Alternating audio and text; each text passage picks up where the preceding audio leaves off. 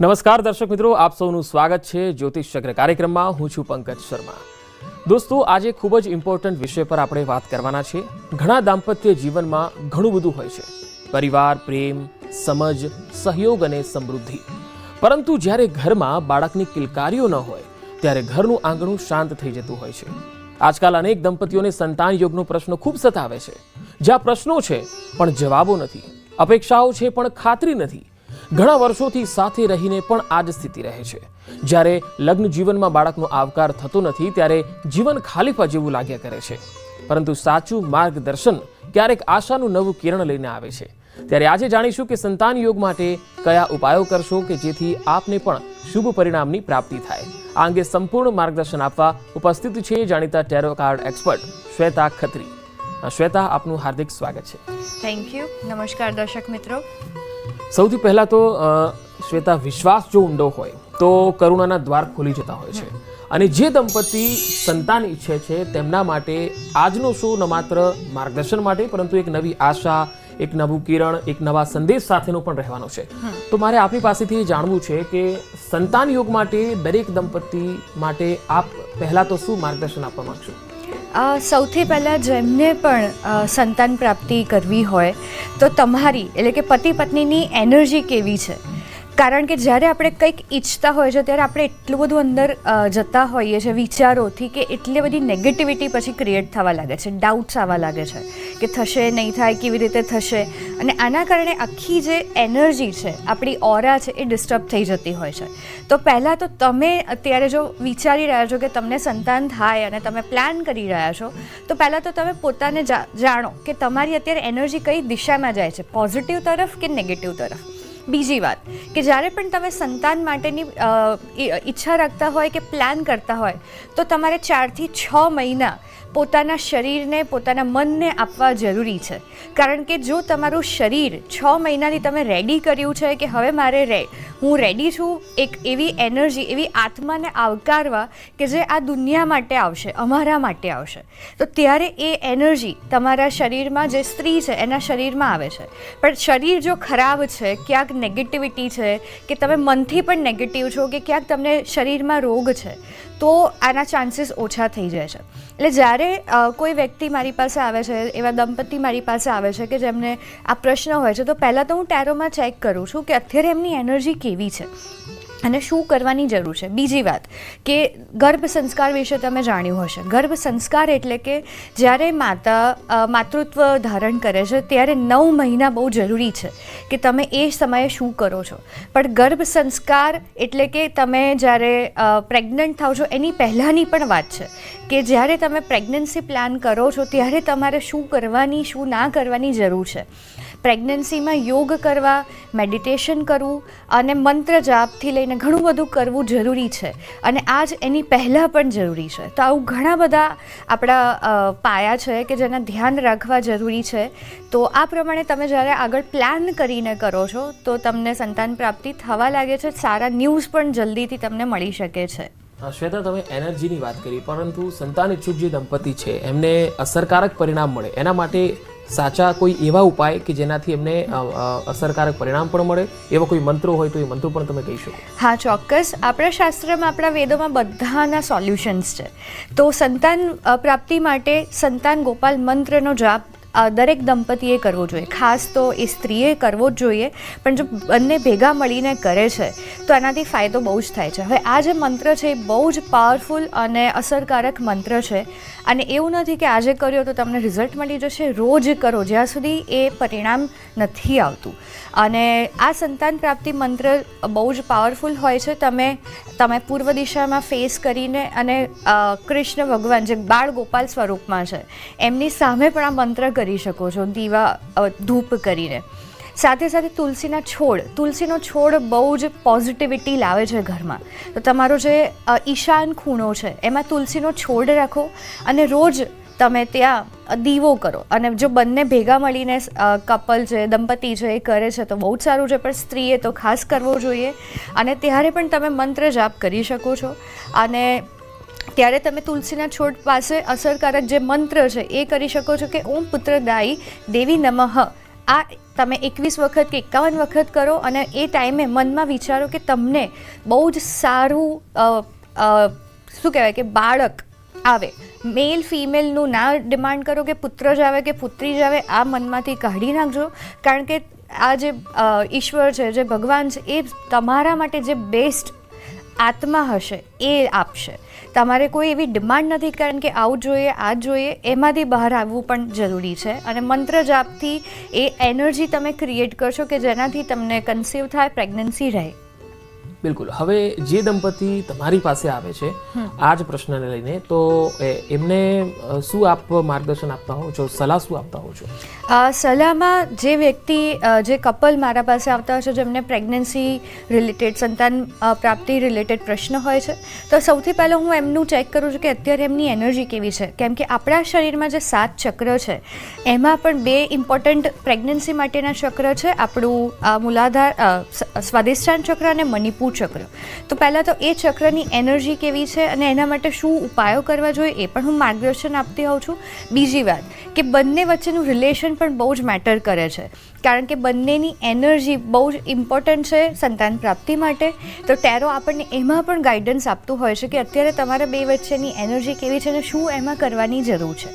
સાથે ઘરની ઉર્જા, કે તમારો જે બેડરૂમ છે એમાં ક્લટર ના હોવું જોઈએ, તમારો જે પલંગ છે એ ચોખ્ખો હોવો જોઈએ, નીચે કોઈ આડીઅવડી વસ્તુઓ ના હોવી જોઈએ, ને રૂમમાં ખાસ કરીને ટીવી ના હોવું જોઈએ. ઇલેક્ટ્રોનિક્સ બને એટલું ઓછું રાખો અને ઘરમાં એ બેડરૂમમાં છોડવા રાખો. અને તમે તમારા બેડરૂમમાં જ્યાં તમારી નજર પડે છે આંખો ખુલતાની સામે જ, ત્યાં તમે બાળકૃષ્ણનો ફોટો રાખી શકો છો, હસતા બાળકોનો ફોટો રાખી શકો છો. આ બધું પણ તમે કરવાથી ફાયદો થશે જ. બિલકુલ. હવે સમય થઈ ગયો છે 12 રાશિના જાતકોના ભાગ્યના પત્તા ખોલવાનો. પહેલી રાશિ મેષ રાશિ. મેષ રાશિ માટે શ્વેતા, ભાગ્યના પત્તા શું કહે છે? આજે ગુરુવારનો દિવસ અને સૌથી પહેલી મેષ રાશિ.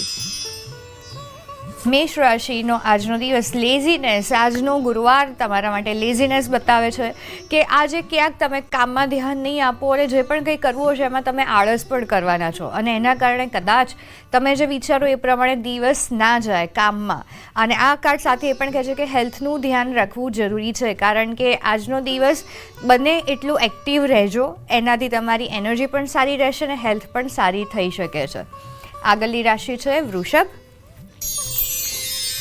વૃષભ રાશિનો આજનો દિવસ અલોનનેસ, બહુ જ પોઝિટિવ કાર્ડ છે વૃષભ રાશિ માટે, જે બતાવે છે કે આજનો દિવસ ક્યાંક તમે આધ્યાત્મિક રીતે પણ આગળ વધવા જઈ રહ્યા છો.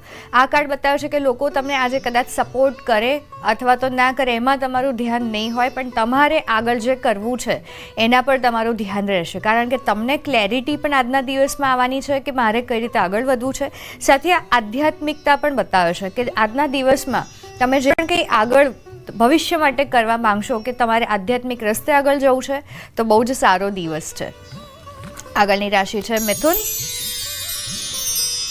મિથુન રાશિનો આજનો દિવસ બહુ જ પોઝિટિવ કાર્ડ છે, બ્રેક થ્રુ. આ કાર્ડ બતાવે છે કે કોઈ પણ નેગેટિવિટી હશે એમાંથી બહાર આવવા જઈ રહ્યા છો, કારણ કે આજના દિવસમાં એવું કંઈક થવા જઈ રહ્યું છે જે તમને કહે છે કે બસ હવે બહુ થયું ને, આમાંથી મારે બહાર આવવું છે. અને એ જ એક ક્ષણ હશે કે જેમાંથી તમારું બ્રેક થ્રુ, એટલે કે તોડીને બહાર આવવાની સ્થિતિ થશે કે જે પણ કંઈ તમારા માટે નથી એમાંથી તમે બહાર આવવાના છો. બહુ જ સરસ દિવસ છે અને તમારું મણિપુર ચક્ર આજના દિવસમાં બહુ જ સરસ પોઝિટિવ રહેવાનું છે. એટલે થોડુંક તમે હેલ્ધી ફૂડ પણ લઈ શકો છો, એનાથી પણ ફાયદો થશે. આગળની રાશિ છે કર્ક. કર્ક રાશિ નથિંગનેસ કાર્ડ. નથિંગનેસ એટલે કે વેઇટ એન્ડ વોચનું કાર્ડ. આજનો દિવસ પોઝિટિવ તો છે, પણ આજનો દિવસ તમને કદાચ આજે કંઈ સમજણ ના પડે કે શું કરવાનું છે, પણ આ કાર્ડ કહે છે કે રાહ જુઓ, બધું જ આજે કરવું જરૂરી નથી. આ કાર્ડ પોઝિટિવ છે, સાથે કહે છે કે યુનિવર્સ પર છોડી દો, જે શક્તિમાં તમે માનો છો એના પર છોડી દો. ઓવરઓલ આજનો દિવસ પોઝિટિવ છે. આગળની રાશિ સિંહ. સિંહ રાશિનો આજનો દિવસ સિઝોફ્રેનિયા. કદાચ આજના દિવસમાં તમે જે પણ કંઈ કામ કરો એમાં કન્ફ્યુઝન આવી શકે છે. તમે કંઈ ડિસિઝન લેવા માંગો પણ નહીં લઈ શકો. સિઝોફ્રેનિયા એટલે કે વચ્ચે લટકી રહેવું. તમે જે પણ કંઈ વિચારો છો એ પ્રમાણે ના થાય, કારણ કે તમે એટલું બધું વિચારો છો એ પરિસ્થિતિ માટે કે તમે વચ્ચે લટકી જાઓ છો. કરું ના કરું, કરું ના કરું. અને એનું ગાઈડન્સ કાર્ડ છે રીબર્થ, એટલે કે તમારા મન પર થોડું ધ્યાન આપવાનું છે. તમારી જે નેગેટિવિટી આજે આવવાની છે એના પર ધ્યાન આપો, અને આમાંથી શું પોઝિટિવ થઈ શકે છે એના પર વિચાર કરવાની જરૂર છે. આજનો દિવસ તમારે મેન્ટલ સ્ટેટ પર ધ્યાન રાખવાનું છે કે નેગેટિવ ના થાય. આગળની રાશિ છે કન્યા. કન્યા રાશિ સાયલેન્સ કાર્ડ છે, પોઝિટિવ કાર્ડ છે. આજનો દિવસ તમે જે પણ કંઈ કરો એમાં શાંતિનો અનુભવ પણ થશે, કુદરત સાથે જોડાવાના પણ છો. અને આ કાર્ડ બતાવે છે કે ભલે આજુબાજુ પરિસ્થિતિ ગમે તેવી હોય, તમારું મન શાંત રહેવાનું છે, અને એના કારણે જ તમને આજના દિવસમાં ફાયદો છે. આગળની રાશિ છે તુલા. તુલા રાશિ અવેરનેસ કાર્ડ બહુ જ સરસ કાર્ડ છે. અવેરનેસ કાર્ડ જે બતાવે છે કે તમે પોતાના પ્રત્યે જાગૃત થવા જઈ રહ્યા છો.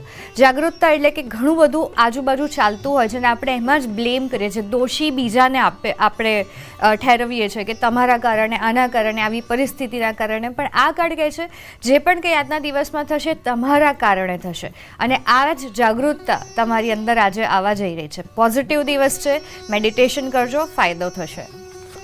આગળની રાશિ છે વૃશ્ચિક.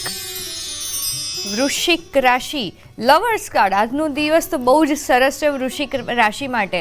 જો તમે આજે ફેમિલી સાથે ટાઈમ સ્પેન્ડ કરવાનું વિચાર્યું છે તો બહુ જ સારો દિવસ છે. પાર્ટનરશિપ પણ આ બતાવે છે કે પાર્ટનરશિપમાં પણ ફાયદો છે, અને તમારી આજની ઓરા પણ બહુ જ લવિંગ, બ્યુટીફુલ રહેવાની છે.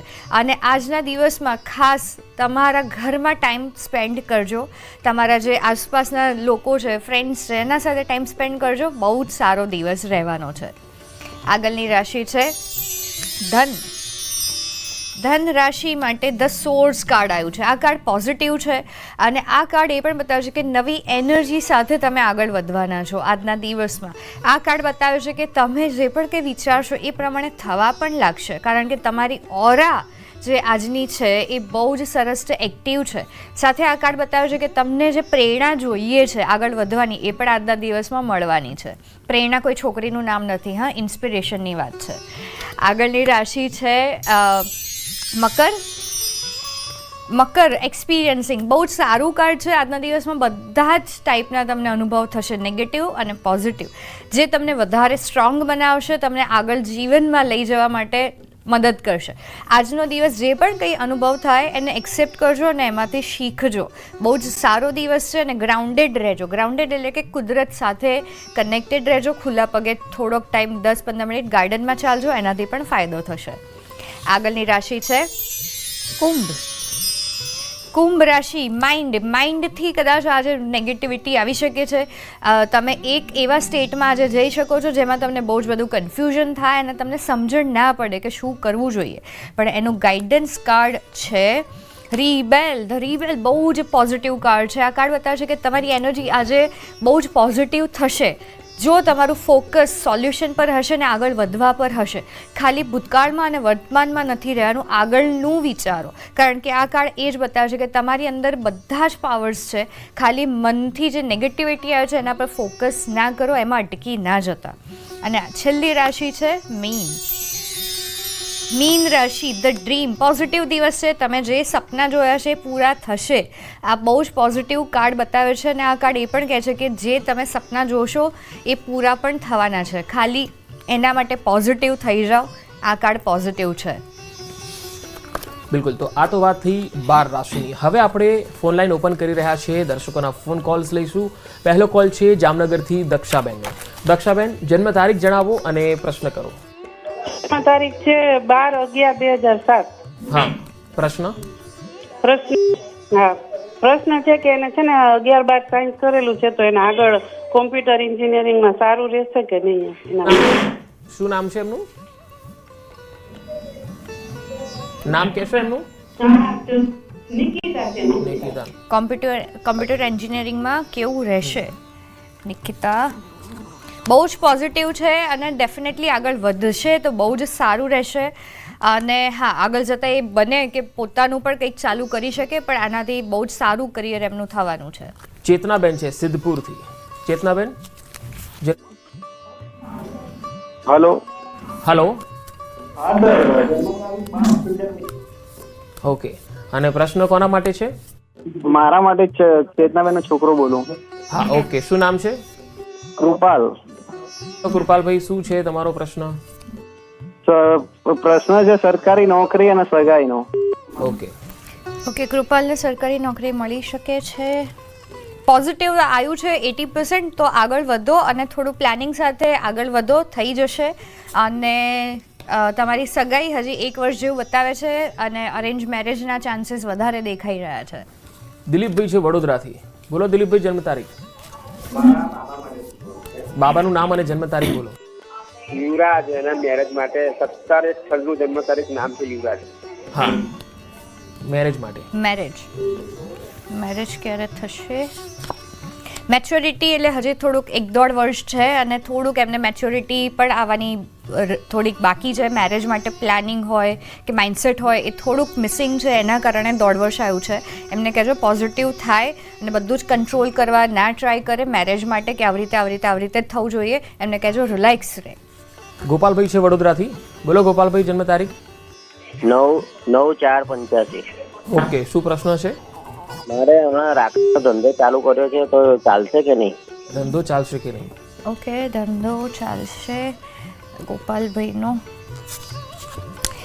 કંટ્રોલ ફરીથી આવ્યું છે. આ બતાવે છે કે પ્લાનિંગ પ્રમાણે તમે કરશો તો થઈ શકે છે, અને પાર્ટનરશિપ પણ મને દેખાડે છે. એટલે કોઈકનું ગાઈડન્સ લો. પાર્ટનરશિપ જો ના કરવી હોય તો કોઈકની મદદ લેવાની જરૂર છે, કેમ કે તમે જે અત્યારે સુધી પ્લાન કર્યું છે બિઝનેસ માટે એ પ્રોપર નથી. તો હજી ઘણું બધું એમાં કામ કરવાની જરૂર છે. પછી તમે કરો, ફાયદો થશે. અમદાવાદથી દક્ષાબેન છે. દક્ષાબેન, જન્મ તારીખ કહો. 5/5 ને એવું બાબાને એવું મારે પૂછવાનું છે. મારા બાબો છે ને હા, 5/5 લગ્ન નહીં થતા, એટલા માટે પૂછવાનું હતું મારે. છે. નામ તો કહો. બાબા માટે, જેના માટે લગ્નની વાત કરો છો, એનું નામ શું છે? મૌલિકના મેરેજ ક્યાં અટવાય છે? ઓપોર્ચ્યુનિટી એટલે કે માંગા તો બહુ બધા આવે છે, પણ તમે પ્રોપર કરી નથી રહ્યા. કદાચ એ એટલું રિસ્પોન્સ નથી આપી રહ્યા, અને ટાઈમ જોઈએ તો હજી 6 થી 8 મહિનામાં છે. પણ એમને કહેજો થોડા ખુલે. આગળ જ્યારે પણ કોઈકને મળવા જાય, એમના મનમાં શું છે એ ક્લિયર કરવાની જરૂર છે, કેમ કે માંગા તો બહુ જ સારા આવે છે એવું મને દેખાય છે, પણ એમને ખુલવાની જરૂર છે, તો થઈ જશે. હવે સમયનો અભાવ છે, એટલે આપણે આજની આ ચર્ચાને અહીંયા સમાપ્ત કરીશું. દર્શકોને ખાસ જણાવી દઈએ કે જો તમારા ફોન ન લાગ્યા હોય તો આવતીકાલે ફરીથી ટ્રાય કરશો. આપણે આવતીકાલે ફરીથી મળવાના છે. શ્વેતા, તમારો ખૂબ ખૂબ આભાર. Thank you.